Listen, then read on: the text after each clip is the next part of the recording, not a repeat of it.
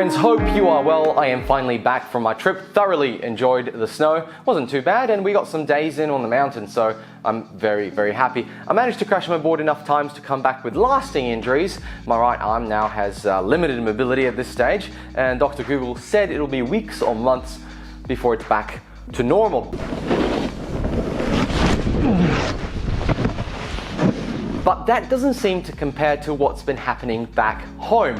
I got away for 3 weeks and come back to a giant pile of bad news and rather major events in the telco world. So welcome to a special Saturday edition of the Dirt Report, but fear not, in saying that, the Sunday edition is still happening, so 2 episodes in a row. How exciting. Now, before we get into it, a quick note. This year, I have decided to join the Rotary Tour of the Blackwood, a 64-kilometre charity cycle through the Blackwood town to raise money for the Bridgetown Youth Advocacy Organisation. They are a non-for-profit association based here in WA. Their goal is to support young people in our region to improve their health and well-being through developing youth spaces, creating linkages between all youth-related organisations and activities, but most of all, improving youth belonging and engagement in our community. I've put a link below for more information. If you're interested in supporting this event, you can also donate. All proceeds go directly to the organisation via that link. Your donation would mean a great deal to me and the organisation, riders, and most of all, the youth we all support. And if you're around during the event, come say hello before or after the ride. Thank you for your support. Hello and welcome to the Dirt Report, Australian tech and telco news. Let's get started with our special edition and major topic. Say hello to Telstra. Now, Telstra has been a long-running joke. Telecommunications company. They have been around long enough to understand the industry, somewhat I suppose, though I question if they actually understand their customers and the current internet needs of Australia. This week, Telstra has come out and announced that they will not be supporting 100 megabit plans on fibre to the node, a giant middle finger to about 43 to 54% of the nation, depending on who you ask.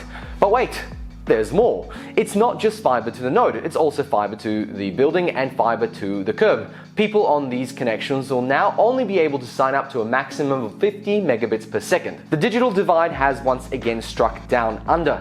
Here is what the Telstra spokesperson had to say.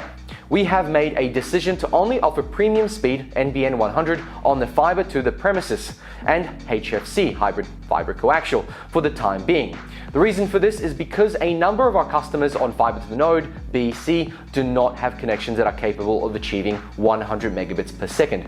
It is often the case that customers that sign up to these plans will be subsequently notified that they cannot achieve top speeds and end up downgrading to a lower plan or leaving. So let's unpack this a little bit more. First off, 75% of fibre to the whatever cannot hit 100 megabits per second. And from Telstra's point of view, they would have more administrative costs to discuss speed concerns with a customer who can't reach 100 megabits as advertised.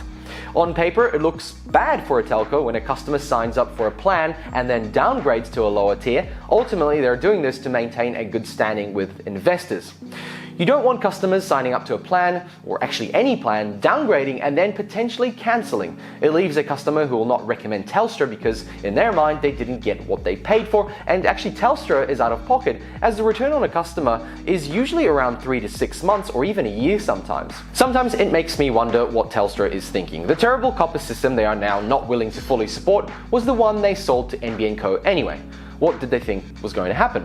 On paper, this is actually a good move for Telstra, though for PR in the short term, it's not. Long term, they will have higher customer satisfaction because, hey, if you don't offer higher speeds than a customer can handle, then you won't have any issues. And if those customers don't sign up and don't complain, you don't have to report. And maybe one day, you'll be #1 broadband provider in all of Australia because nobody seems to be complaining, because you're turning them away. So while New Zealand is getting 4 gigabit internet speeds, the Australian NBN is taking a few steps backwards.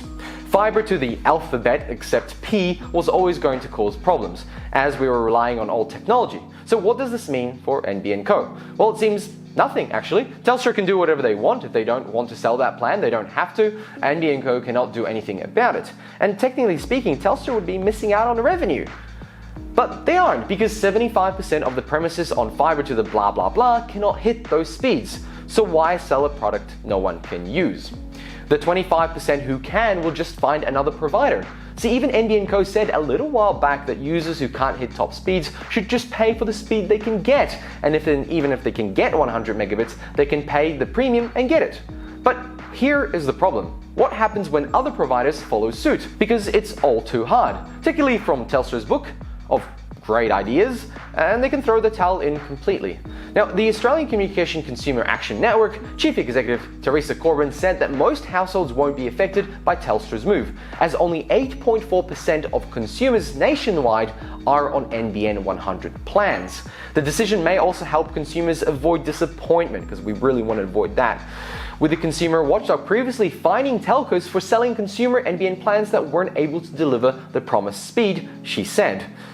That's kind of hard when NBN.co is creating the situation where they can't reach those speeds. Overall, it might not affect many people, but as this is another small "it won't affect many people" step on the road to "we don't care that you can't access your internet to pay your bills" road, in my opinion, due to the size and reach of Telstra, this has ultimately set Australian internet progress backwards.